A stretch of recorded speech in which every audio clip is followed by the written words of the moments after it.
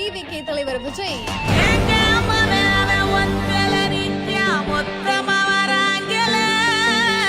நான்காவது முறையாக ஆளுநரை சந்தித்து பேசியது என்ன?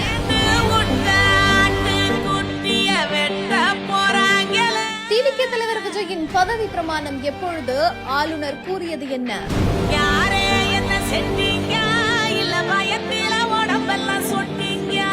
ஆளு முன்னால நன்னீங்க ஆவ போற மச்ச சாவ போறடா. Pack your bags and leave home. Man, I got you dethroned. I got enemies all around me, but man, I'm in the safe zone. Cause I got friends who hold my back.